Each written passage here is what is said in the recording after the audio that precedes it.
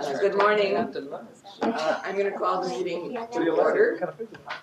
This is the Legislative Committee meeting for what's today, February 9th. And I think we have a full quorum here now. I see that we have Dr. Burke and Dr. Parker in the remote location. And Supervisor Rutherford is there. We're not going to wait any longer, we're going to go ahead, but we expect Supervisor Nelson to join us as well. And Council Member Joe Buscaino may listen in. He's out of town and not accessible by video. So we'll go through our regular routine. The first items up are the federal updates. And a lot has been happening there in Washington. So we'll ask Gary to give us an update on the written report that he's already provided us. Gary, go ahead. Yes, thank you, Madam Chair. This is Gary in Washington. Greetings from Washington, where we've here plowed through the latest saga of legislative brinksmanship here overnight, where we've averted a lengthy government shutdown again. Congress working in the wee hours of the morning here to finally pass another continuing resolution that gets appropriations through March 31st. And coupled with that is a large 2-year budget deal where they're setting the top line budget numbers for authorizations for the next 2 years, which is excuse me, just a moment. Is adding getting a lot of feedback. Excuse me, Gary.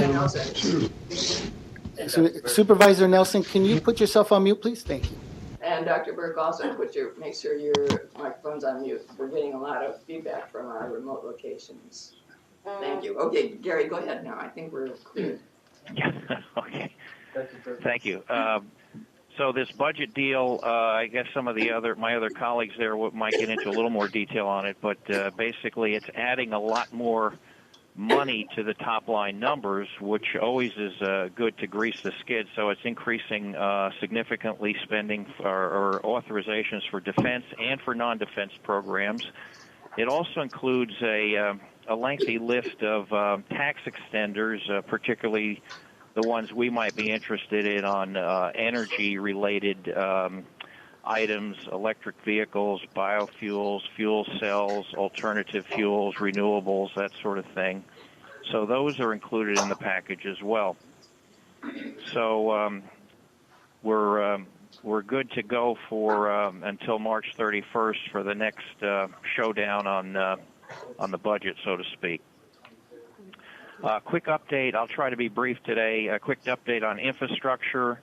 We're following that very closely. There's so much speculation out there. I think the better part of valor is for us to just wait till next week. It looks like the administration is finally going to come out with its overall budget proposals and have a more lengthy iteration of their infrastructure proposal. And I think after that we'll take a closer look at it and see how we get our oar in the water on the congressional side to help in forming that infrastructure plan, which is going to be taking a lot of back and forth between the Congress and the administration over the next weeks and months.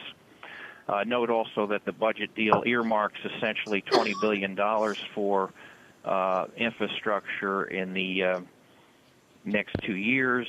That's, has already been greeted in Congress as not enough. So there'll be a lot of back and forth on that. Quickly, I just wanted to report that I had a chance to attend a presentation by EPA Assistant Administrator Bill Wareham. He's the head of the Air Office there. He spoke here Monday to a group of Republican folks, and he was asked about the California waiver issue, and I just, his answer basically was he didn't have any plans to do anything about it, but he said his general principle is that he prefers that the EPA should follow the lead of NHTSA in setting emissions controls, and he hopes there'll be a one policy for the nation would be his preference. So that's no different from what he said before, but I just wanted to report that again. Just quickly on appointments, you may have seen that we still don't have a chairman for the White House Council on Environmental Quality. We've been watching that one. Kathleen Hartnett-White of Texas had to withdraw her nomination here just recently after Democrats pretty much ganged up on her and opposed her nomination unanimously, and I think she lost a couple of Republicans there as well, and so she didn't have the votes to get through, so she's withdrawn. No new name has been put forward. And just note the slow progress of nominations is of increasing concern here. We're 1 year into the administration, and it's still very difficult. Just a couple of notes that you look at the EPA, of 13 Senate confirmable positions, for six of those, there are no nominees been submitted by the president yet. At the Department of Energy, 11 of 22 of those same positions are still no nominees from the administration. So that gives you a sense of some of the angst that goes on here on that score. But anyway, that concludes my quick report today. I'd be happy to answer any questions. Thank you. Gary, any questions? Yeah, I have a question. This is strictly informational because I'm not clear. With the Republicans having control of both houses, how can he not get nominations through? Well, their control in the Senate. See, the Senate is very dicey. It's 51-49 essentially right now, and so if you lose one Republican or two Republicans, you're not able to get them through. And there are process issues as well, where the Democrats can hold up nominations, hold up hearings, and that gets delayed.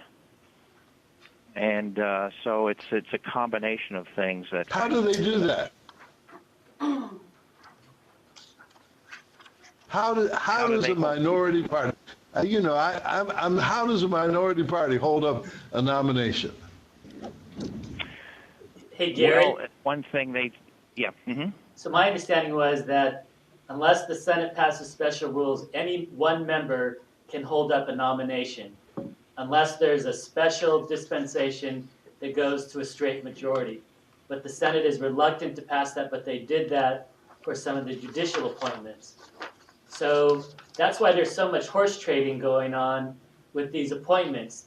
Like, for instance, when Grassley was asking about the renewable fuel standards, any one senator can hold up an appointment until that senator is satisfied, regardless of the majority or minority aspect. That was my understanding. I see. Yes. Okay. That's true. Yep. Yep. Well, this is Dr. Parker. I heard yesterday that Senator Paul Rand, they wanted to bring this to a vote, and because there was not a unanimous consent in order to go around the rules, they couldn't bring it to the floor. That's why they could not have a vote on yesterday. That the rules are that you have to have unanimous consent in order to advance a particular issue. Is that the same kind of thing with your experience? I know you've worked. Well, it's a similar thing that they had to wait so many hours until they could vote on a procedural motion. That's why it had to go past midnight last night before they could vote down Senator Rand Paul's objection there to get that through. But yeah, there's a lot of things that the minority and individual senators can do to hold up the process. And also in committees, Democrats and the minority can demand more documents. They often complain that the nominees don't fully get vetted in the proper way, and so they hold up and demanding more answers to questions before they hold hearings and that sort of thing. So there's a lot of delaying tactics that can go on. Okay, and Gary, Wayne has a question also. Hey, Gary, so did the appropriation or the continuing resolution actually go through the 31st, or did it go to the 23rd? I thought it was the 23rd of March. You're right. 23rd of March. That's right. Okay. Yeah, guys, it's 2 years. Is that Supervisor Nelson? Well, no. This is the continuing resolution for current appropriations goes through March 23rd. But the budget is a two-year budget. Yeah. It's a 2-year budget, right? Right. Okay. Any other questions now for Gary? We've got more on the line, so we can ask more questions as we go through this. So we'll move on. Thank you very much, Gary, and keep your eyes and ears open for what's going on up there. A lot is going on from day to day, so we'll check back with you next month. Cassidy and Associates, I believe we have Amelia Jenkins on the line. Amelia, good morning. Hi, good morning, everyone. In the interest of the long agenda you have today, the only update we have from our written report is that we anticipate Senate Energy and Natural Resources Committee will take up the energy legislation that's been pending for about a year now in this next work period, and of interest to South Coast in that package is the Vehicle Innovation Act. So we'll keep close tabs on that and update staff as that develops. Great, thank you. Any questions for Amelia? Thank you. We'll move on to Kadish and Associates. I believe Mark is on the line. Good morning, Mark. Yes, good morning, Madam Chair. Good morning, everyone. I'll also be very quick. I think Gary did a good job explaining what the deal was. I'll just underscore one point that he made, which is we are expecting the FY19 budget to be released by the President next week sometime, and that will start, of course, the FY19 appropriations process where we'll have to be following all of our high-priority items, DERA and Target Airshed grants, 103, 105, et cetera. So we'll be working with Derek and Lisa and the team on those priorities and give them an update on it. And then we'll, of course, have to start, just as we finally wrap up FY18, already in February and March, we'll be starting the FY19 process.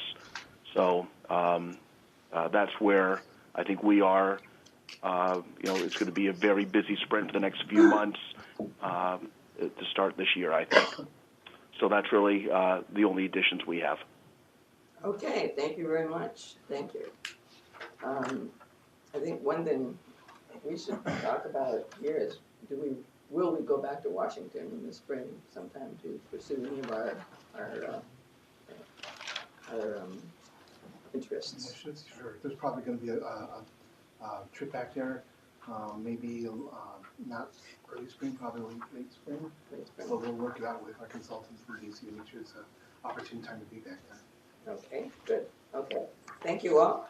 We'll move on to the state legislature. And Gonzalez and Sons, we have a report from Paul. Good morning, Paul. Good morning, Madam Chair and committee members. I don't have much to add to my written report, but I did just want to highlight for the committee that next Friday is the deadline to introduce new legislation. All new bills that will be introduced will have to be in print for 30 days prior to being heard in committee. That puts most bills eligible to be heard in committee on March 16th. Well, March 22nd through April 2nd is spring recess for the legislature. So most of those bills and committee hearings will really start at the beginning of April. So we'll really start to see a ramping up of that, and the committee hearings become very long and lots of bills being heard. So with that, I'm happy to answer any questions. Thank you. Any questions for Paul? Seeing none, I do want to recognize Supervisor Nelson has joined us, although we had questions in the previous report, so I think everybody understood that. Good morning, Sean. Nice to see you online as well. And the California Advisors Group, I believe Jacob Moss is going to speak to us, and then perhaps Will Gonzalez. I'm not sure which, both of you, I think, right? So, yeah, this is go ahead. Will Gonzalez. Good morning, Chair and members. very quickly, not a big update to our report. Just wanted to highlight the fact that we're working hard to continue the progress from last year. We're meeting almost weekly with Assembly Senate leadership in the governor's office on GGRF allocations and other funding sources that we're pursuing to implement the AQMP. So those discussions continue. We obviously have a leadership change coming on the Senate side, so we're both talking to the current pro tem's office, but also starting to have those conversations with the incoming pro tem elect Tony Atkins. So we'll continue on that front. And then the only other update I had, just a point of information, is a bill that may be of interest to us down the road was introduced dealing with the Carl Moyer program. This was an issue that was actually introduced for the first time maybe a decade ago when the state's finances weren't so great, but now is being reintroduced. It's the issue of Carl Moyer grants. Currently, recipients are the grant received from the district is treated as taxable income by the state, and so this newly introduced bill by Assemblyman Rudy Salas from the Central Valley would exempt the Carl Moyer grant from counting as taxable income against the recipient. So not something just introduced, so I'm sure it'll come back to the committee, but I think as we continue our efforts around incentives, this might be another helpful nudge in that direction. That's all I have. Happy to answer any questions. Okay, thank you. Any questions for Will? All right. And is Jacob giving a report, or is it only Will? Only Will. Okay. And then the Quintana Cruz Company, we have Katie Maple on the line this morning for Quintana Cruz. And good morning, Katie. Hi, good morning. And so just on here and on behalf of David Quintana, he's on a plane right now, but he did give me a quick update to share with you. So he recently met with the incoming President Pro Tem Atkins, her point person for air quality, Deanna Spain, to introduce himself and discuss priorities that were sent to him by Philip Crabb. He said that she was very receptive and that they had actually known each other for about a decade due to her work in San Diego Strives and with former Senator Kehoe and now with Atkins. She told him that they were putting a meeting together with key staffers to discuss ongoing funding for AB 617 by Cristina Garcia. He asked her, and she agreed to keep him in the loop, and that she understood the need for ongoing funding. He also asked her about Tony's priorities in the subject area.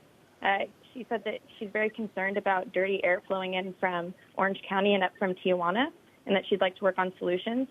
She's also working on moving trucks faster through the border checkpoints to reduce idling time, and that's something that she'd be interested in working with us on. And then lastly, just an information point, there was a story that broke yesterday about Assemblywoman Cristina Garcia that she's been accused of sexual harassment by 2 men. This could complicate things a little bit if she's asked to take a leave of absence, as some other members have. That would make, 2/3 bills getting through a little bit more challenging. And then Senator Connie Leyva has actually asked for her to take a leave of absence while they do an investigation. She's the vice chair of the Women's Caucus. So there's a lot going on with the Me Too movement in the Capitol. So happy to answer any questions, and anything I don't know, I can get the answer to. Thank you. Thank you, Katie. Any questions? Seeing none. Okay, we'll move on with our agenda. We have a number of action items this morning. First, we have item 3, which is the proposed sales tax increase, a legislative concept for approval, and Philip's going to report to us on that one. Yes. Good morning, Madam Chair and committee members. As you know, the South Coast Air Basin has among the worst air quality in the nation and is an extreme non-attainment for ozone. Our AQMP addresses this problem, but requires substantial and sustainable funding in order to improve air quality to levels that meet federal rules and reduce significant public health risks. This bill proposal would seek authorization from the legislature to put a 1/4-cent sales tax increase proposal on the ballot for voter approval within the South Coast Air District. The key focus of this proposal would be to help raise the needed funds, $1 billion per year over the next 15 years, to support the 2016 AQMP and facilitate significant reduction of air pollution in the South Coast. This bill would not directly create a ballot measure. It would only be an authorization bill to allow either South Coast Governing Board action or voter-driven initiative process to put this proposal on the ballot. Therefore, we expect it to be a majority vote bill in the legislature. We've been given estimates that this proposal could generate up to $700 million per year for air pollution reduction within the South Coast, which would go a long way towards solving the pollution problem. A large portion of this funding would go to providing incentives to promote the development and deployment of clean technology and facilitate fleet turnover from dirty, heavy-duty diesel trucks and other vehicles to cleaner alternatives. The goal would be for this proposal to go on the ballot in 2020. Staff recommends a sponsor in concept position on this bill proposal to allow flexibility in Sacramento and within the legislative process. If approved, staff will keep the committee updated in terms of bill language and legislative developments regarding this proposal. Thank you, Philip. So any questions about this proposal? Yes. For how long? Yes. Excuse me, I'll recognize Dr. Parker and then Supervisor Nelson. Dr. Parker, go ahead. For how long would it be on the ballot? I'm saying, would it be effective after, if it would be approved? Currently, there is no established end date for this proposal. If you looked at some of the previous measures, Measure M, those are like 30 to 40 years. Correct. Other measures I think may have been less, but I think anywhere from 20 to 40 years is a typical range. Right. And Supervisor Nelson. Go ahead. Well, could we please start? Could someone help me understand who on our staff generated this that they think we should get involved in becoming a taxing agency? Well, I'll say that the concepts to look at different fundraising is something that we've looked at from a very broad perspective. Whether it was looking at a national container fee, a state container fee, whether it was increasing car motor funds. We've actually had work group meetings where a lot of different ideas have been discussed. This is one of the ideas that was actually approached to us by Denny Zane, who's done similar efforts in Los Angeles County. And so the concept we think is a good concept. It's something that from my perspective would be put to the people to decide. Wayne, when you say we think it's a good concept, who is we? That's what I'm asking, and I'm not being facetious. When you say we think it's a good concept, you believe, you understand this is a factual statement you are making. You believe that the citizens of this basin should pay more in sales tax. You have to believe that to think this is a good idea. So when you say we believe it's a good idea, are you saying Wayne Nastry and who else exactly? So Supervisor, when I say we, I'm referring to the staff. And I didn't say it quite the way that you said it. I think the people should have the opportunity to vote on whether or not they want to tax themselves. Much in the same way that I, as a resident of Orange County, voted to increase my taxes to improve transportation.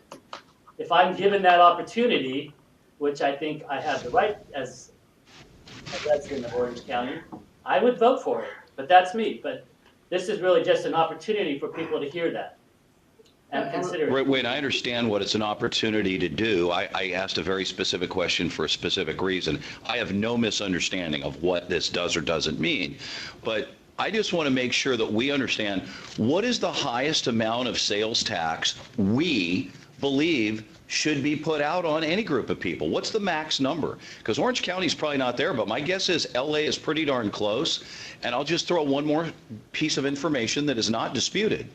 You realize our state leads the nation in poverty rate right now. We're number one, and that's not by accident. And these kind of things have a big part of how we got there. So we already have some of the highest taxes in the United States, but these sales taxes go to every hardworking, poor, middle class, wealthy.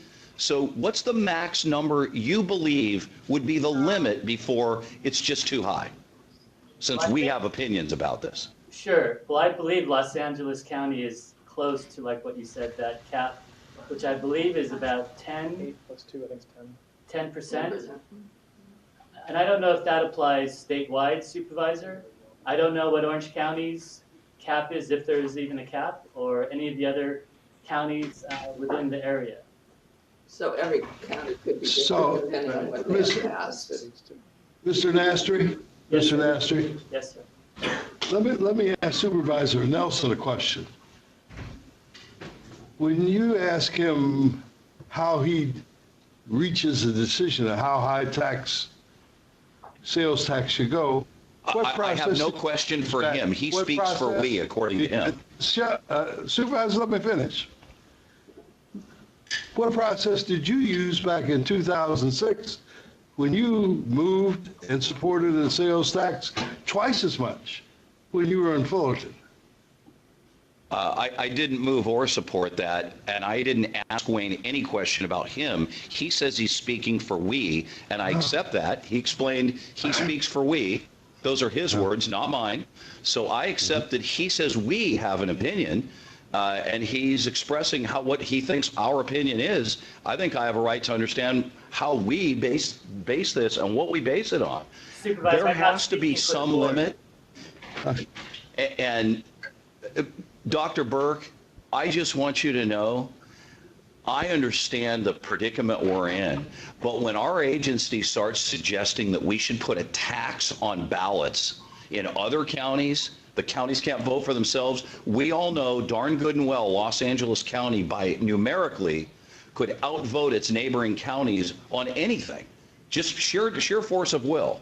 So if that were the basis by which we went about taxing for any number of things, I assure you the profile of San Bernardino, Riverside, and Orange County would be drastically different. Orange County's taxes are not the same as LA County's right now.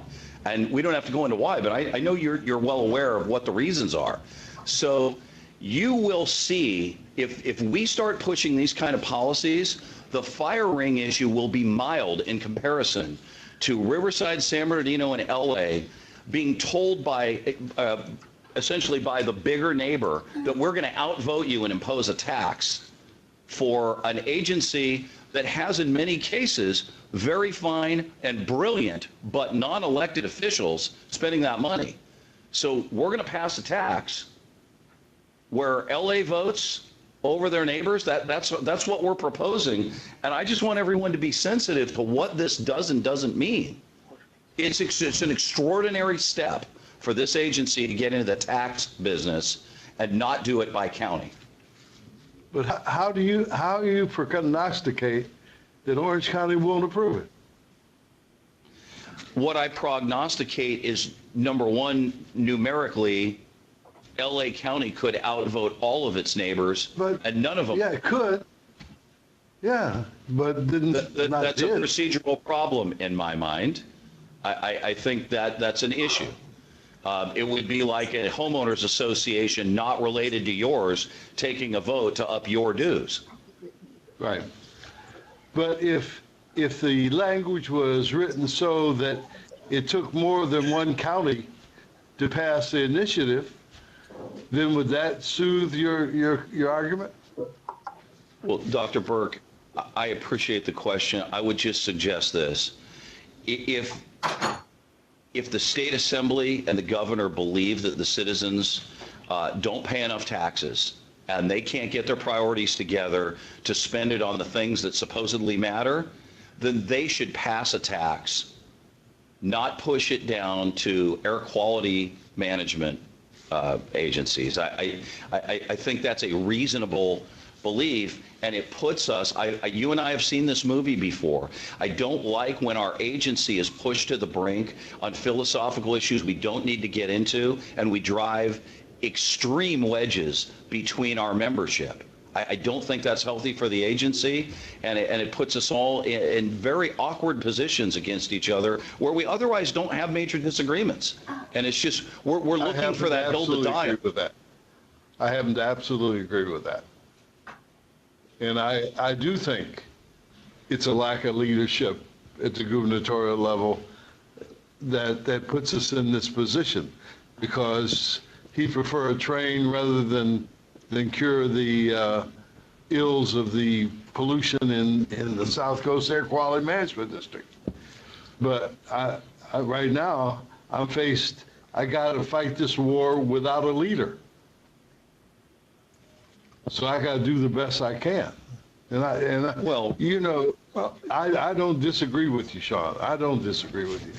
But I'm just in a war without a leader. I have a comment. It seems to me that what we are asking is that the legislature give us the right to decide. We don't even have that right, and it's not certainly going on a ballot. But to the extent that we have come up with an AQMP that says we're going to need a certain amount of dollars to be able to do moderately some of the things that we need to do in order to basically keep the air quality in our region. And as we all know, the governor has taken most of the money from the cap and trade, to go for his, not for his, but for the bullet train project. It is his. Well, I didn't want to say that openly, but the fact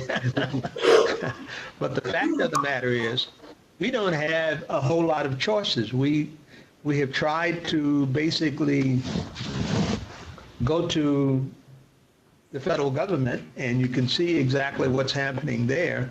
Instead of helping us to really resolve some of these problems, they're cutting back on all of those issues. So I think that, we're saying, should we have that right or not? Now, it's conceivable that the legislature and the governor can say, no, we don't want to give you that right. We want to maintain that right ourselves in order to do that. But I think that, one time we had a discussion, and I know it was just a kind of an open discussion, as to whether or not we could put another 50 cents or $1 or so on automobiles. License plates. License plates. Someone said, no, that is not going to be the case. Well, if it's going to take resources in order to do this, I seem to believe that it may be incumbent upon us to see what rights do we have in order to be able to make these things happen. We can look at all the sources of revenue, the federal government, the state, the local governments, i.e. the taxes. No one likes taxes. I'm the first one to admit that. But I do believe that in order to be able to do a universal kind of job to help everybody, we're going to need to get some dollars from someplace. So I understand what you're saying, and I agree with you. I don't have a problem with it, but I don't agree that we should not, like last time. I think I was the one who said, let's go to the legislature to see if we can get the power to impose penalties when people do things that are bad in our region. The executive director, we went to the legislature. The legislature agreed with us and gave the executive director the right itself to come out and close things down, immediately without having to go through this long, big hearing process in that regard. And I think it's incumbent upon us to look at these kind of strategic type of things that will help us to ameliorate these kind of problems down the line. We may never use that right if we have it. Now, obviously, everybody would have an opportunity to vote on that. Even if we have the right, we're only asking for the right to put it on a ballot, not to pass it. And I understand what you're saying, and you're absolutely right. We have 4.5, what do we got in Los Angeles County, we've got about 11 million About 11 people. million people. Right. And that's a tremendous amount. You only have, about 4 million in Orange County? Yeah, Orange County has 3.1. Riverside and San Bernardino, neither of them have 3 million people. So all of the neighboring counties could be outvoted by Los Angeles. And, what's unique is, as Dr. Burke mentioned, is, Orange County, but also LA County, they have these unique half-cent sales tax measures for transportation. But I think it's important to understand that in order to get those passed, they are mandated. All 100% of the money is spent in the county. It is spent by a board that is 100% elected, and the board had to lay out in very specific detail exactly what each dollar projected would be and what it would be spent on. And we have no flexibility without an incredibly rigorous public process, almost like going to a re-election. If we want to reprogram any of that money and spend it, we have all these silos, and we don't have any latitude to spend it on what we want. Dr. Parker, listen, we don't agree on, we don't disagree on a whole lot. And this agency, despite dealing with some very difficult issues, largely has unanimous votes. You and I just know that the federal government has an overlay on the things that are producing our pollution. I don't like that, but we are not mandated at any cost to fix this. And the people that are getting run over in our pursuit of fixing the federal government's preclusion issue are people you and I care deeply about. And California, it cannot just endlessly pursue this, hey, we've got to just pinch every last person for every last nickel because we just absolutely have to meet this mandate, when we're not going to meet this mandate. The federal government's going to have to help us, or technology is going to have to catch up at some point, or both. And we just keep hurting people that aren't hurt the same in other states because we pretend that just based on a mandate, we've got a right to just roll over everybody we can. And you're talking people by the hundreds of thousands now in our region don't have jobs. Kimberly-Clark in Fullerton yesterday announced that they're leaving. I mean, business after business, large employers, this is not by accident. And I know both Dr. Parker and Dr. Burke, as I look at you two, I know who you care about. And I know that these policies are punitive to the people at the lowest end of the spectrum. That cannot be the answer. These people can't afford to be here as it is. What are we going to be next in? We want to be number one in homelessness, number one in poverty. I mean, number one in joblessness. I mean, where do we stop? Taxing's not the answer for the single mom. That can't be the fix for clean air. It just, I refuse to think that the sales tax measure that is as punitive as you can be at the lowest end, because they have the highest percentage of their money going to goods. They don't have savings. They're not making investment income, any of that. Every dollar they make, they got to go buy something, and we're going to tax them. How would that be possibly the solution for clean air? Lean on the poor. I just can't imagine that is our solution for anything. And this suggests to me that we believe it is. And I'm not there.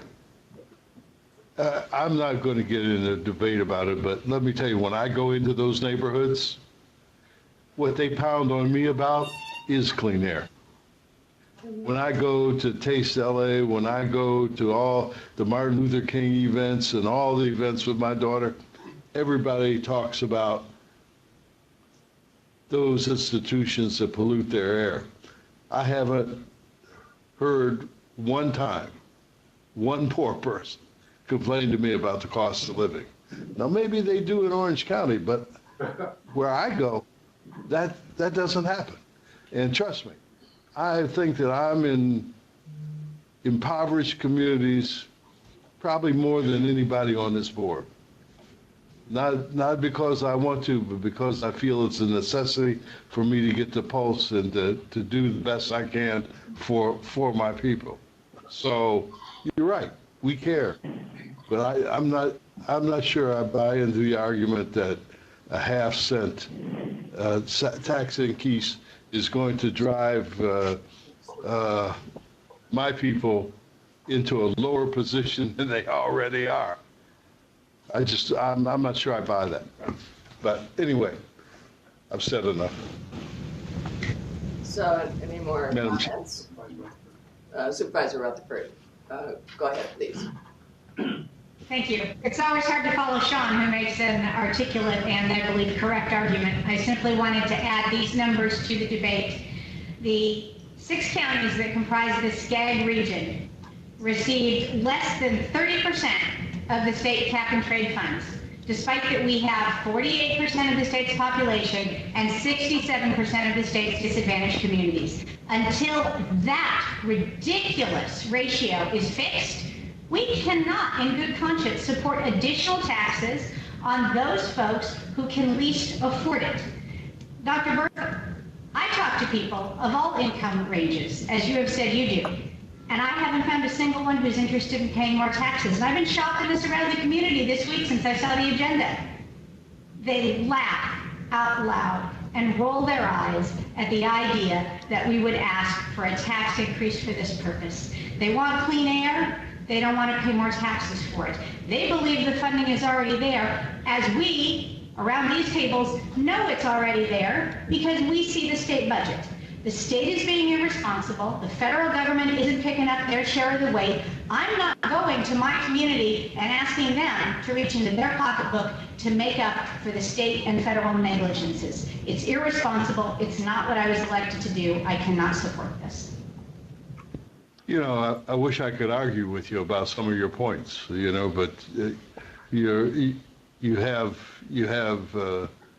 clarity in but I just I have a different experience than you have. Now, you know, I have railed against this rainy day fund that is now getting ready to overflow and is going to be mandated for them to spend some of the money, because I keep saying the state never cared about my rainy day fund. You know, they don't call me up and say, do I have enough money to take care of emergencies at my household? But they maintain their own. So, you know, your argument is not without merit. Your argument is not without merit. It's just that I'm on the opposite side of this issue. Well, let me say a couple things. First of all, we recognize this is just to give us the authority to put a measure on the ballot. Second, we don't know that the people who are most impacted by air pollution would not vote for a sales tax for improvements in air quality. That may well be where the votes will lie, with the most impacted communities. Thirdly, this might end up being an initiative, not something that our board goes and votes for. It could well rise up in the community as an initiative matter, which I would encourage, because I think none of us want to be put in that position of the vote. So it may well rise up in that way. And any ballot measure could be crafted to satisfy Sean's concerns that the LA County would vote out the other 3 counties. So I think you could craft a measure in such a way you could craft oversight, just as you have in Orange County on your transportation taxes. And in LA County, they've done the same thing, so that we're assured the money goes where we want it to go, to air quality improvement. So I think we should give ourselves that authority. How we use it is another issue. So for today, I think we should give ourselves that authority, and I'll support the measure. Should we call for a vote? Madam Chair, may I just ask one more question? I understand everyone's position, and certainly everyone has a right to their position. But on something that's potentially this divisive and this big, wouldn't it make some sense to do a little field polling just to get a sense of where the constituencies are, and obviously all constituencies, so counties, different regions and counties, particularly LA, because it's so big. But wouldn't it make sense to do some polling and just find out if there's any appetite for this before we start sort of pitting the board against each other on an issue this large? We can get some information. I think that's an excellent idea. I think that's an excellent idea. Let me ask staff to respond to that. Derek and Wayne. Derek? So I agree, Supervisor. I think it is an excellent idea, as you and Dr. Burke have suggested. We, in fact, are working on that very issue. We've identified a draft survey. I just saw the survey this morning. We would be able to go out with that survey to the 4 county regions and ask. So I would say that we could probably have that done. Excuse me. Are you talking about a pollster, or are you talking about a survey? It's a survey. No, that's not what I don't want to put words in the supervisor's mouth, but I took him to mean that we would do a survey by some reputable company of the population of the 4 counties to see where they're at. It's a poll, not a survey, not a poll, not a survey. So Is that what you meant, Supervisor? Not. Yeah, Dr. Burke, that's exactly. I mean, there are, listen, we all have our opinion about, pollsters recently and how well they did or didn't get the last presidential election right, but I think there are valid scientific polls. And I would just suggest for this committee, we get the actual poll script for our next legislative meeting. We should look at it and make sure we're not what's called a push poll. Basically, you're pushing people into a foregone conclusion. Right. Let's get a legitimate poll. Let's all look at the script. And unless this is absolutely, light your hair on fire urgent, let's get the poll. Let's all approve it. Let's get it out in the field. Let's get back and let's have an intelligent discussion. And I assure you, Dr. Burke, if I am wrong, I'll be the first to admit it. And even if I'm right, I'll be the first to want to know how do we fix it and what do we do with the information we get. I always believe being educated puts us at an advantage versus shooting blind. Madam Chairman? Yes, we've been conferring here because there is a document in front of us from FM3. This is a well-known company that does this kind of polling. I think staff has already anticipated that we would need to do this. And I guess the question here is one of timing. How long will this polling take? Let's have staff respond to that. Well, as I said, I just received today a draft, and the draft is too long. So we could revise the draft, have the draft ready to go. And I'm sorry, Dr. Berg. So when I said survey, the survey is the instrument, if you will, the tool to do the actual polling. And so the survey questions is what I was referring to, but it would be a poll, as I said, 4-county region. Okay. So I misspoke. I think we're in agreement that we do want to do that. I mean, it's the appropriate improvement. Well, Madam Chairman, my problem is I don't know who FM3 is. I never heard of them, and I've been in this business for 50 years. Well, I've used them. My city has used them. They're very reputable.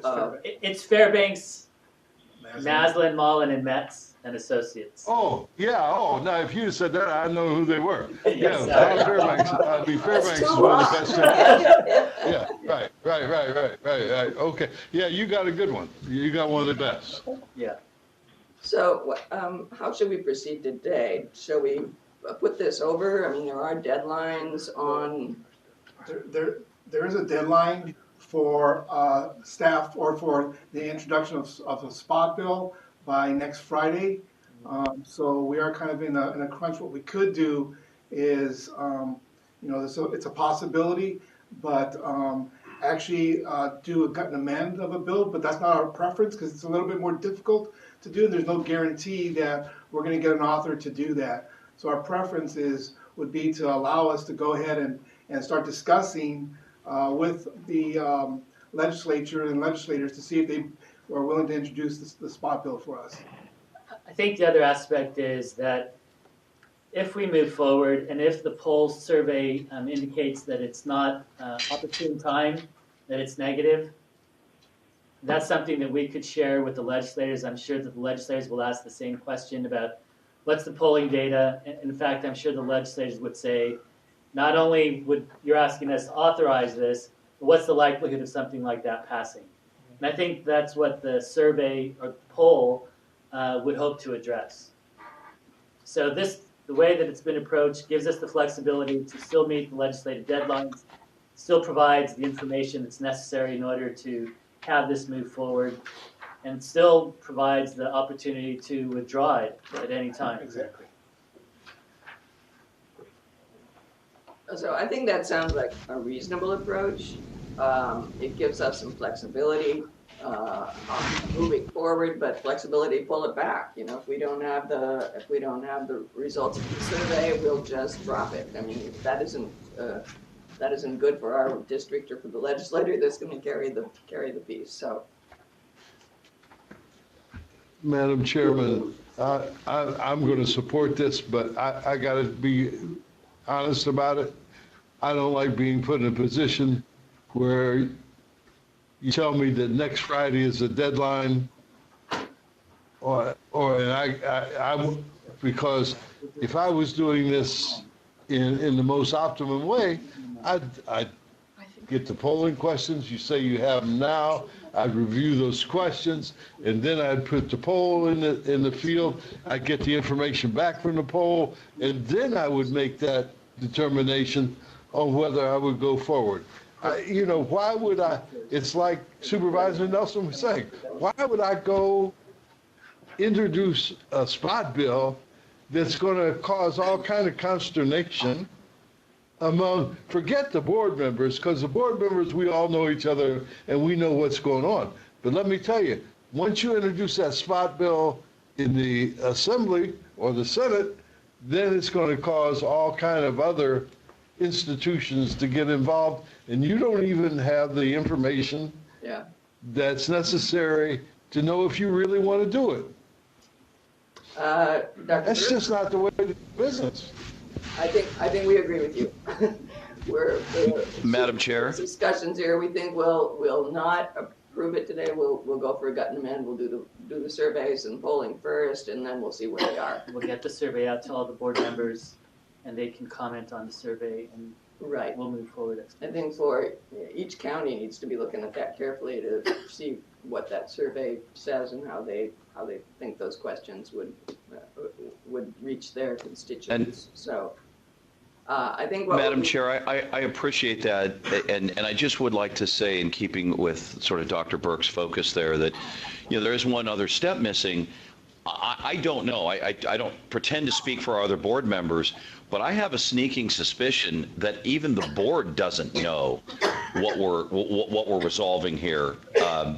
Now, maybe they do, and they're just really up to speed on our ledge agenda, but I appreciate taking some time here, because I think we've got a lot of other board members. I happen to have board member McCallum, who's not on this committee, but I mean, these people that are our colleagues don't have any idea where we're headed with this specifically, and to skip the board entirely probably isn't the best process for something this big either. I appreciate that you're going to take some time. We should do this survey. We should get it on our agenda. We should have final board approval, and then do what we're going to do. Whether I win or lose the vote, I'm big enough to accept it, but we should have an appropriate process, and something this big we shouldn't be doing last minute. I don't know why we didn't address this in November or December. We didn't. That's gone. But let's take our time. We're not looking to get on the ballot till 2020 anyway, so we're not in a race. Thank you, Madam Chair. Thank you, Supervisor Nelson, and thank you for a very robust discussion this morning on this item. I agree with Supervisor Nelson. Absolutely, the board is probably not aware of this direction, and so I think our decision here this morning, I think we have consensus to table the issue for now, to proceed with the polling survey process. And then we'll come back and decide after we get the results of that how we want to proceed. Do I have consensus on that at this point from my committee members? Anyone object to that? Yes. No. You have consensus, Madam Chair. I greatly appreciate the leadership. Thank you. And okay, so Dr. Parker, are you a no on that? No, I'm totally on board with the recommendation. Okay, good. I heard you say no, and I just wanted to clarify where we were with it. Okay, so that'll be the decision on this item, and we'll move forward to the next item. How are we doing on time? But we need to get through these, so we'll try to get through this, because we have our deadline in Sacramento. So the proposed public fleet rule. And Philip, you have a report on that. Right. And just as a reminder, this Madam is... Chairwoman? Yes.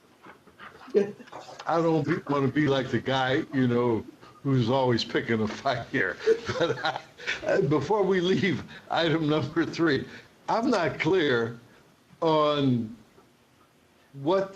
if we do it in the way that was recommended, how does that fit in to the legislative schedule? Next year. Well, does that mean that we lose this year? No. Yeah, just depending on if we do the gut and amend, Dr. Burke, if we go ahead and do the gut and amend and we get an author and it moves forward in this legislative session, fine. If not, it could possibly be held over until next legislative session. But next legislative session, it would have a very short timeline to get out of their committees. Yeah, okay, fine. Okay, I'm good. I'm good. So, do we need to have the staff report on the next item? Maybe very short, Philip. You could just give us a short staff report. Sure. Well, this is an action item. So this is the Public Fleet Rules Bill. This was authorized by the governing board when the ACMP was passed previously to require accelerated purchase and use of near zero and zero emission heavy duty on-road vehicles for public fleets within the South Coast. This is a bill basically that's in line with that directive. It would not create a rule, but would simply secure a legislative authorization for AQMD to go through the lengthy local rulemaking process on the issue to get substantial stakeholder input and comment. Last year, the governing board took a similar position of support on AB 302 Gibson, affirming that the fleets. Madam Chair, I move the issue. Second. Okay, and any more comments or questions? Supervisor Rutherford. Ms. Rutherford. In talking with our fleet director here at the county, we do have some suggested language we'd like to get inserted. We recognize we're in a unique situation. We have a very large fleet in the county, and we cover 2 air districts and 20,000 square miles. So we may have some challenges different than other folks. But this is what we would like to see if we could get support for. The current language, purchase the cleanest commercially available vehicles. We would like to insert a phrase after that says, that will meet operational needs. The sentence then continues, and may require the replacement of no more than 15% of existing vehicles per calendar year. We would like to add a phrase after that says, that are a minimum of 10 years old.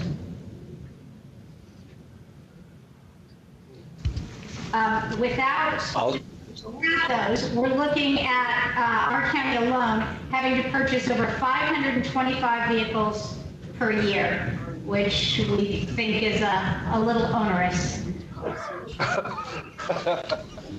I concur.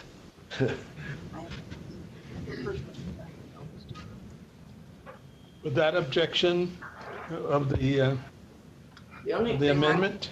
Well, the only thing I'm wondering about is, seeming part of that was vehicles no older than 10 years old. At least 10 years. At least. A minimum of 10 years old. A minimum of 10 years old. Is that running afoul of the truck and bus rule? Or anything? I think I asked this question of. Yeah, I'm a truck and bus rule. So I was talking with Phil Fine right now, and he says that's something we can determine the language during the rulemaking process. This is just to allow us to create this rule, and we're going to go through the rulemaking process, get stakeholder input into the actual rule. So we do have time to insert that language into the rule itself rather than the legislation. Well, I understand that, but you don't get my vote of support now if we're not making the language now, because it would be too onerous to my county. So I need the language today. I support Supervisor Rutherford.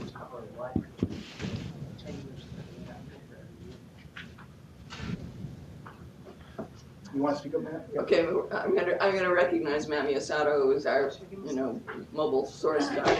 Go ahead, Matt. Mobile source guy. Just the only thing I would comment on, Supervisor, is that because the fleet rules incorporate a large number of different vehicle sizes and formats, 10 years may not fit for every single fleet rule. So that's why we would prefer to handle that during the rulemaking process rather than the legislation.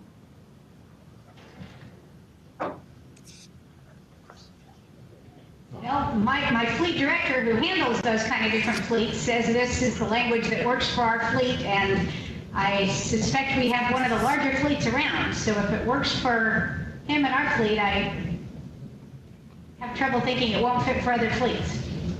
Is there a way to craft the language so it's flexible enough to address other kinds of vehicles in fleets? Well, this is for fleets. I mean, we were trying to give us the maximum flexibility of the rule. Or there's two ways of looking at this. One is you have the state legislation set it, or you have the state legislation that gives us the ability to set it. And so the language that Supervisor Rutherford is suggesting at the end, we don't have any problem with the first portion, but are a minimum of 10 years old. You know, it almost seems to me, I don't know the fleet specifics and your normal fleet turnover, but it is something that we could address in the rule. We would commit to addressing San Bernardino County to the extent that we can within the rule itself. I just, at this point, it becomes so prescriptive that you don't need the district then to move forward. You just go with the state legislation. And the state legislation wouldn't have the flexibility that we would provide. Or it gives us extra authority.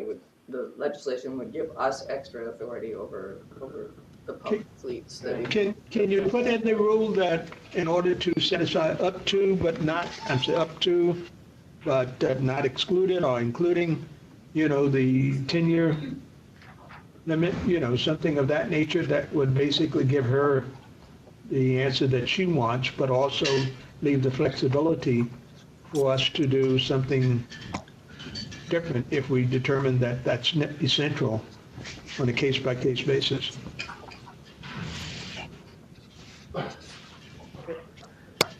Barbara? Yeah, Dr. Parker, I'm not exactly clear what you would be asking for. It seems to me that Supervisor Rutherford would be asking for basically an amendment to the staff proposal, which would simply state that the requiring up to 15% of existing vehicles that are a minimum of 10 years old. I don't know how you could make that address that concern without actually putting that in the statute, other than, as has already been explained, it certainly can be addressed during the rulemaking process. But maybe you could explain to me a little better what your concept was. Could we add something to the extent of, instead of the minimum of 10 years old with consideration to the useful life? Certainly. Would that suffice, Supervisor? And then we address your main concern within the rulemaking effort itself? I don't have my fleet director here to answer that, but I suppose that sounds like a decent start, as long as you understand, all understand, and I think you do, the severity of it, and we will need to have more conversations. Sure. Great. Let's add that then to the amended proposal from Supervisor Rutherford. And I assume there will be opportunities as legislation moves through the process to come back and tweak it and look at it again. So I think if that would satisfy the supervisor at this point, we could resolve the conflict here and then have some more time to look at it if needed. So that I understand, we would accept Supervisors Rutherford's initial statement that will meet the operational needs in its entirety, and then at the end of the sentence, insert with due consideration of vehicle life, useful life. With due consideration of useful life, vehicle useful life. And can we leave it at that? Is that acceptable to you, Supervisor Rutherford? At this Yes, point? that's a good starting point. Thank you. Okay. Any other comments on this? Let's put it to a vote. Madam Chair, only that the useful vehicle life should be attributed to the manufacturer, not the agency's view that contradicts a manufacturer, which I've seen far too often, that we have some opinion that things last a shorter period of time, unless it suits our purposes to say they last a long time, in which we overshoot the other way. But I would like to defer to the people that make the equipment, not someone on our staff that thinks they know more than the manufacturer. So I think, would that be acceptable to include in the rule language and leave this for legislative language? Supervisor Nelson. Yeah, I want to make sure that the useful vehicle life as per manufacturer specs, not some subjective standard that we created inside building in Diamond Bar. Is that the industry standard? No, it's the end user determines the vehicle's useful life, not So the end user does determine the useful life. The fleet owner or operator. Okay, normally the fleet owner determines that. So this would be different. And how impactful is that to change it that way? Well, you could possibly be extending it much more than necessary. And I think that if the issue is the fleet owner, the fleet operator, the way that we're suggesting it does allow the fleet operator to determine that useful life. That's even better language and more flexible for you, Supervisor Nelson. If the end user. I agree, Dr. Parker. Thank you for that clarification. I just, I've seen it with some heavy equipment standards over the years that we get into these spats that we have some view of the length of an equipment's lifespan in case of like Caterpillar bulldozers that, might be 10 years, and everyone I talk to says they last 12 to 15. As long as we're deferring to the operator of the equipment, I'm sure they know when their equipment's no longer useful. Thank you. Okay, so I'll ask for a roll call vote on the measure as we have accepted Supervisor Rutherford's amendments. Dr. Burke? Yes. Supervisor Nelson? Yes? Dr. Parker? Yes. Supervisor Rutherford? Yes. Mayor Pro Tem Mitchell? Yes. Motion passes 5-0. Okay.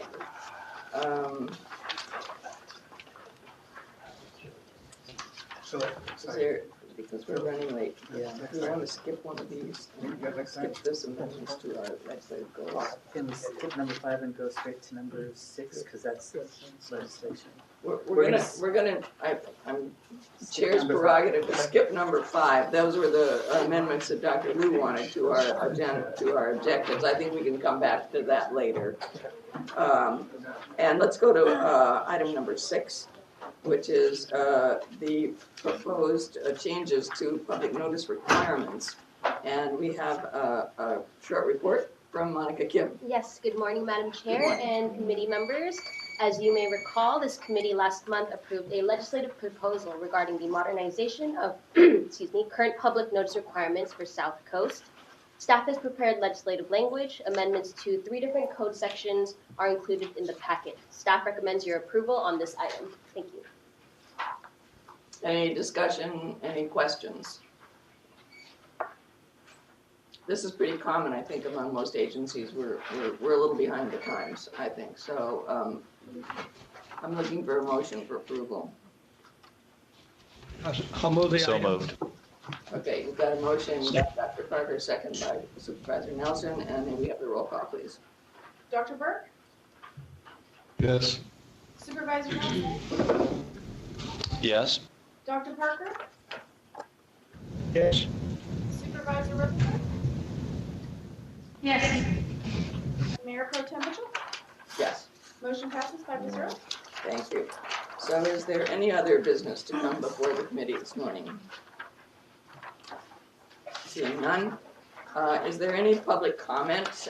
Is there any public comment in the remote locations? No. Seeing none. Any Here. Here? Nope, they're not jumping up here either. So the next meeting is on Friday, March 9th. We will proceed with our legislative agenda on that day. Thank you all this morning for a good discussion, and we will adjourn.